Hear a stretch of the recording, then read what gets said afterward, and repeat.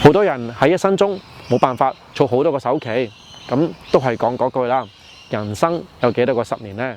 咁因為成功嘅投資者確保佢哋投資組合有定期嘅審查，咁所謂嘅 portfolio review。一旦達到你所需要嘅被動收入，你就可以選擇繼續返工，又或者直接提早退休啦。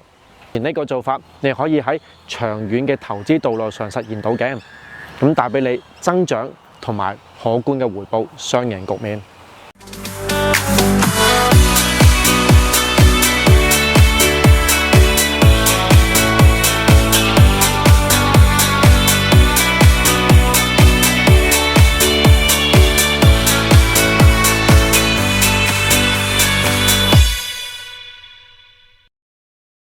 Hello， 大家好啊，我係 Edward， 歡迎嚟到呢個頻道收睇我對房地產嘅投資心得、澳洲房地產嘅資訊同埋分析嘅。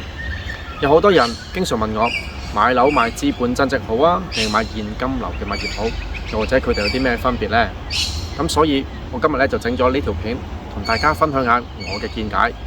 咁希望大家睇完呢條片之後咧，就對呢個 topic 有多啲嘅了解。咁事不宜遲啦，我哋一齊睇片啦。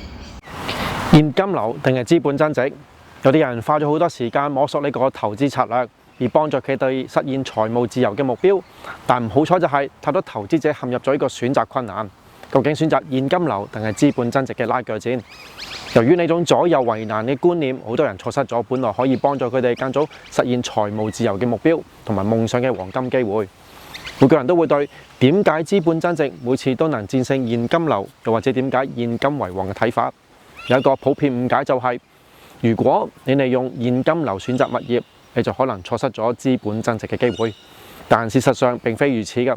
無論你喺大城市或者偏遠嘅地方買樓嘅話，都有資本增值嘅機會或者現金流嘅潛力。你只需要知道點樣同埋邊度可以揾到呢類型嘅物業。咁喺今集呢，我就想同大家講下現金流同埋資本增值意味着啲乜嘢，以及點樣喺你嘅投資計劃中充分利用呢兩種嘅策略。但係我哋開始之前，我哋要明確一點，呢條片只係提供參考，絕對唔係對個人財務或者稅務嘅建議。我建議你係向註冊嘅財務顧問或者稅務嘅會計師商討，針對你個人嘅情況而獲得最佳嘅建議。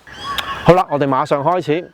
喺你決定現金流同埋資本增值之間之前呢，你需要了解就係呢兩種概念嘅基本原則，佢哋有咩唔同？現金流嘅政策就係一種簡單同埋吸引嘅理念。咁簡單嚟講，租金收益高，同埋佢嘅租金收入呢係大過持有呢間物業嘅總費用或者開支嘅。換句話講，你所投資嘅物業支出，例如維修費、銀行嘅利息、管理費、地區嘅差餉，都由你賺到嘅租金所收入覆蓋嘅。如果你有任何額外嘅資金，你就可以用嚟償還貸款，增加個物業股權。咁正如我哋之前提過，投資者通常都認為，如果佢哋要採用現金流嘅途徑，咁就必須願意接受較低嘅增長率啦。咁稍後我哋就會討論點解呢個觀念唔係絕對嘅。但目前嚟講如果你嘅目標最終係退休並依靠房地產收入過活嘅話，咁樣現金流就可能你嘅焦點，係你嘅好朋友同拍檔。你可以購買提供強大回報嘅投資物業。咁一旦達到你所需要嘅被動收入，你就可以選擇繼續返工，又或者直接提早退休啦。咁依靠房地產收入過活，咁就硬腳。咁呢度講法就係，無論你資本增值結果點樣都好，因為我哋老咗嗰時退休，我哋係要依靠一筆被動收入，但唔係依靠資本增值嚟過活嘅。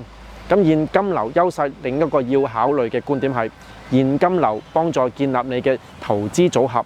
咁點解咁講呢？如果你申請貸款買物業嗰時，貸款人或者銀行第一個問題就會問你，你可唔可以還錢？你嘅收入來源喺邊度呢？呢啲嘅問題都會考慮當中。如果你嘅收入唔夠，你就可能唔符合到流程嘅下一個階段。所以現金流對於貸款償還嘅服務係有一定嘅好處嘅。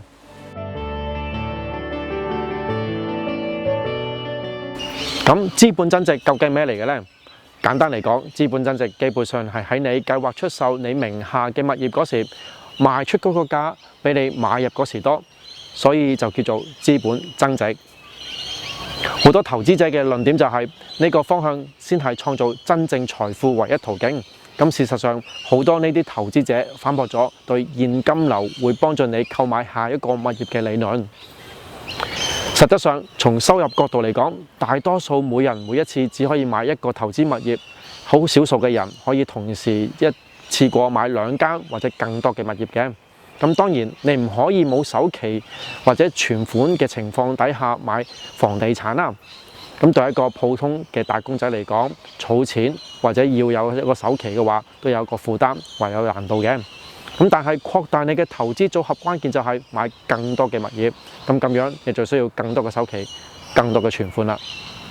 好多人喺一生中冇辦法儲好多個首期，咁都係講嗰句啦。人生有幾多個10年呢？咁時間有限，咁所以好多投資者會利用自己持有嘅物業中嘅資本增值或者權益槓桿式去繼續投資。而支持資本增值嘅人角度嚟講，如果佢哋投資喺現金流嘅物業，當然佢哋會擁有穩定嘅租金收入，但呢個做法通常會為下一個物業俾首期幫助唔係好大。講到呢度，兩種唔同嘅策略，以及根據你嘅目標，你要判斷邊一種嘅策略會對你最大嘅益處同埋效用。當然，最理想情況就係可以唔使花太多嘅成本或者首期，就可以長期持有資本增值嘅物業。而呢個做法，你可以喺長遠嘅投資道路上實現到嘅，咁帶俾你增長同埋可觀嘅回報，雙贏局面。咁我平時就會幫客戶揾最適合佢哋嘅物業嚟投資或者自住，而幫助到佢哋得到最大嘅益處，同埋可以有一個可觀嘅回報。咁將來有機會同大家講下或者分享用咩策略或者咩方案可以做到。咁事實上咧，有啲投資者甚至主張，如果唔同時進行兩者嘅話，就無法維持投資嘅成功之路。因為如果你只係追求增長，你就會失去支付嘅能力，銀行唔會再向你提供貸款，因為現金流唔夠。